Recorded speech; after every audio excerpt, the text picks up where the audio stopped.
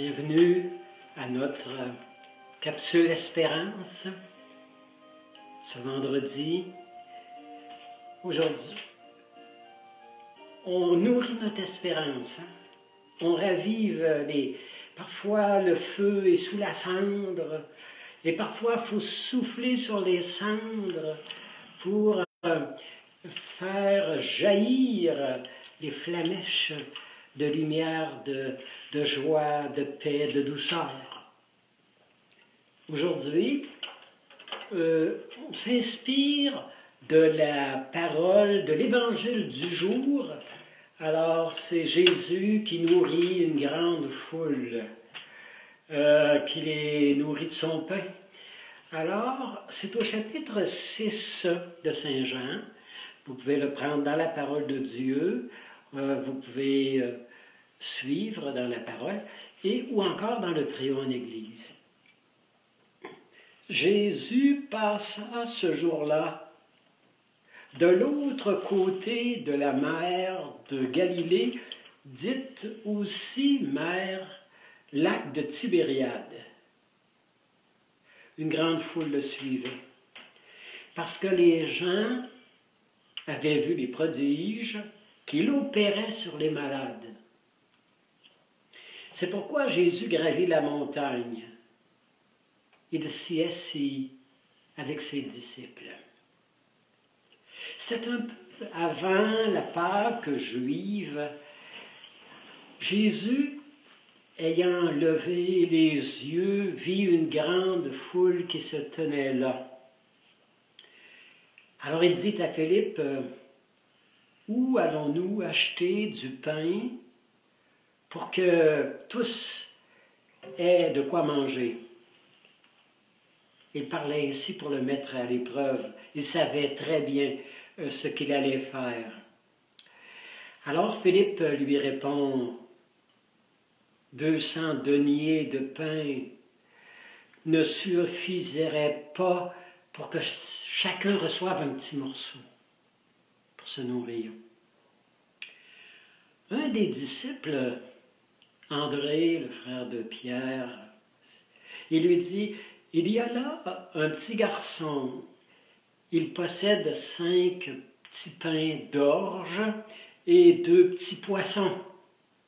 Mais qu'est-ce que cela pour tant de gens, pour une telle foule? » Jésus leur dit, « Faites-les asseoir. » Car il y avait là beaucoup d'herbe à cet endroit. Ils s'assirent, ils étaient environ 5000 hommes. Ayant pris le pain, Jésus le bénit, rendit grâce, distribua le pain aux convives, de même que les poissons. Il en donna autant que les gens voulaient, en désiraient. Et lorsqu'ils furent rassasiés, Jésus dit aux disciples, « Rassemblez les morceaux qui restent, de sorte que rien ne soit perdu. » Ils le rassemblèrent, ils remplirent 12 paniers avec des morceaux des 5 pains d'orge qui étaient restés à ceux qui avaient mangé. À la vue du signe que Jésus venait d'opérer, les gens dirent, « Celui-ci est vraiment un prophète, celui qui doit venir dans notre monde. » Mais Jésus, sachant qu'on allait l'enlever pour le faire roi, se retira tout seul dans la montagne. Jésus qui multiplie les pains, qui les fait partager le pain, les gens les uns avec les autres, et qui nourrit une grande foule. C'est assez bien, c'est bouleversant, hein? Jésus qui voit une foule qui est devant lui, qui a faim, une foule qui est affamée. Alors, c'est Amos qui avait dit dans une de ses prophéties qu'il y aurait une grande famine. Dieu enverrait une grande famine dans le peuple. Et il dit, non pas une famine de pain, mais une famine de vouloir goûter la parole de Dieu, d'entendre la parole de Dieu, de savourer la parole de Dieu. Et c'est ce que la foule fait, en plus de manger du pain. Ils savourent la parole. Pour nous mettre en marche, un petit conte raconté en Chine. Bien sûr, je vais vous faire la traduction québécoise de cette petite parabole, parce que vous n'y verriez que du chinois, là. Alors, c'est un empereur qui était monté sur le haut de la montagne pour avoir une vue d'ensemble de son pays. Il revient, descend de la montagne doucement, et il se rend compte qu'il a perdu une perle rare. Alors, il rassemble des gens de de son royaume pour aller chercher, les envoyer, voir s'ils ne trouveraient pas cette fameuse pierre perdue, ce trésor, cette perle rare. Et le premier avec lequel que l'empereur a fait venir, c'est la vue perçante, qu'il l'appelle. Elle avait des yeux tout le tour de la tête, elle était au courant de tout, elle savait, elle était pleine de connaissances. Alors, l'empereur espérait bien que sa vue perçante verrait sa perle, mais non. Alors, Jésus fait venir la dispute, qu'il l'appelait. Alors, c'est celle qui a le don, vous savez, de créer des chicanes dans le groupe. Alors, elle crée de la confusion, elle raconte des histoires. Alors, il se dit peut-être qu'avec elle, non, elle n'a rien trouvé, hein. Alors, Jésus a demandé à la perce-oreille d'aller voir, pour voir. Parce qu'elle, vous savez, elle leur cassait les oreilles avec ses histoires, avec les choses qu'elle imaginait, qu'elle inventait. Elle n'a rien trouvé. Alors Jésus est allé chercher casse-pied et c'est, vous savez, quelqu'un qui vous pile sur les pieds là, et qui envahit votre champ là, de vision. Personne n'a trouvé. Alors le roi est allé faire appel à celui qu'on appelait sans rien. Le sans rien. C'est le petit gars sans rien, quelques petits poissons desséchés, probablement, quelques petits pains. Et c'est avec ce rien, avec ses restes, avec le peu qu'il avait entre les mains, mais qu'il a accepté de partager. Et le pain s'est mis à se multiplier, Jésus a béni le pain, et quand vous êtes dans les mains de Jésus, nous sommes tous dans les mains de Jésus comme dans un bon pain de ménage. Et un pain, vous savez, qui a été béni, on lui a dit tellement de fois qu'il était important, qu'il en valait la peine, qu'il était sans pareil dans la famille. Alors, vous savez, le petit garçon avec son petit pain, on est du pain. Mais quand on est béni, on est un pain qui goûte bon. Notre vie, elle nourrit les gens. Elle les rassure. Elle fait le plein dans les cœurs des gens. Alors, Jésus a pris le pain, c'est nous, chacun de nous, et il nous a dit des belles choses sur nous autres. Il nous a dit comment on en valait la peine, comment est-ce qu'on était important, comment est-ce qu'on valait de l'or. Alors, il a béni et il a rompu le pain. Vous savez, le pain, pour le partager, il faut être rompu. Alors, la vie, à un moment donné, il y a une étape où on est rompu, comme du pain. On est brisé, on est cassé.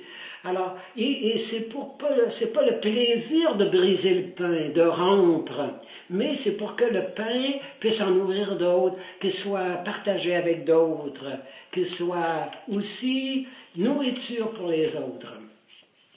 J'aime beaucoup, beaucoup, beaucoup ce miracle de Jésus qui nous est raconté aujourd'hui dans ce récit. J'imagine un petit peu qu'est-ce que Jésus a bien dû dire à ces gens qui étaient affamés, ces gens plusieurs l'avaient suivi quelques jours dans la montagne à l'écouter. Alors les gens, ils étaient en manque de tout. Alors, bien sûr de la parole, mais du pain, de nourriture, d'encouragement. Alors, qu'est-ce que Jésus a bien pu dire pour que le miracle ait eu lieu? Moi, j'imagine quelque chose qui doit être de génial, d'étonnant, de révolutionnaire. Je pense qu'il a dû dire aux gens, pourquoi vous ne partageriez pas le pain? Pourquoi que le peu que vous avez encore, qui vous reste là quelque part dans un de votre boîte à lunch, pourquoi qu'on ne partagerait pas le pain? Pourquoi qu'on... Et je vais le bénir. Et on va il va être rompu, il va être brisé, mais pour être multiplié à des centaines. Alors, vous savez, j'ai l'impression que la parole que Jésus a dit à ce moment-là, c'est partageons. Chacun partage son petit poisson, ses restants, son petit pain. C'est comme si Jésus voulait nous faire comprendre que ce qui me touche dans cet évangile-là, là où le miracle, pour moi, c'est que les gens ont partagé. Il devait être 50 dans un coin, 100 dans l'autre, 200 dans l'autre, et tous étaient là, en petits groupes. Et là, ils se sont mis à se regarder, puis à parler de leur faim, à parler un peu de leur fatigue, parler un petit peu des événements qui se sont passés dans leur vie. Et là, ils se sont mis à se parler, à s'écouter, à s'entraider, à se tendre la main, à s'ouvrir les bras. Et le miracle est en train de se passer. Non. J'ai beaucoup de mal à imaginer que Jésus a multiplié des pains pour 5000 personnes comme ça. Alors, devant lui, non. À mon avis, il leur a donné chacun au responsable des groupes, là. Alors, le leader du groupe, là, il lui a donné une dizaine de pains, une vingtaine de pains dans une corbeille. Et le leader, le responsable de ce coin-là, de 300 personnes, est allé dans son coin et il les a fait partager. Ils ont rompu le pain, ils ont brisé le pain, ils se sont donnés les uns les autres. Et ça a été contagieux, hein? Et en partageant comme ils ont fait, l'impossible est devenu possible. Ce qui était tout à fait improbable est devenu une réalité. Le rêve que les gens soient nourris, a pris forme sur leurs yeux. L'impensable. 5000 personnes, à part des femmes et des enfants. 5000. L'incroyable est devenu croyable. Vous savez, quand Jésus qui faisait des miracles, des guérisons, d'aveugles, marcher les gens, ressusciter les morts, c'était Jésus, mais il comptait aussi sur les gens pour les soutenir après le miracle, pour les encourager, pour les visiter, pour leur donner les soins qu'ils avaient besoin. Je pense à cette intervenante, alors dans les milieux de consommation, alors dans une ville où elle s'était rendue comme bénévole à New York. Et elle, vous savez, elle était vraiment là, quelqu'un qui donnait des soins à ces drogués, à ces toxicomanes. Et elle raconte comme un jour, elle était là près d'un jeune qui était un toxicomane. Alors, il était sur une overdose. Et elle sentait bien qu'il n'avait plus de force, il n'avait plus de capacité. Alors, elle s'est agenouillée, elle l'a pris dans ses bras, elle l'a serré contre elle, elle lui a essuyé les yeux.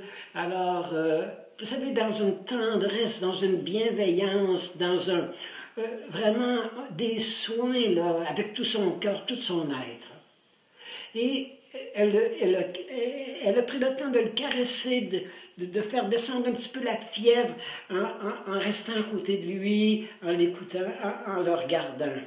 Et à un moment donné, le jeune la voit et lui sourit presque et lui dit « Mais c'est la première fois que je me sens aimé par toi comme tu viens de m'aimer. C'est la première fois que tu prends soin de moi. Parce qu'avant, toutes les fois, j'avais l'impression que c'est pas parce que tu m'aimais que tu m'accompagnais, mais parce que tu voulais que je change et tu voulais que j'arrête de consommer la drogue. Mais ce matin, il me semble que c'est juste pour moi que tu le fais. » Et elle dit, j'ai découvert ce qu'était l'amour véritable. C'est touchant, hein, cet évangile où Jésus se sert de nous pour nourrir la foule, pour nourrir les gens, pour aller vers eux, pour les prendre dans nos bras, pour les rassurer, pour les conduire vers les verts pâturages qu'ils ont besoin pour que leur force soit refaite. Jésus a le sens de l'ironie. Hein?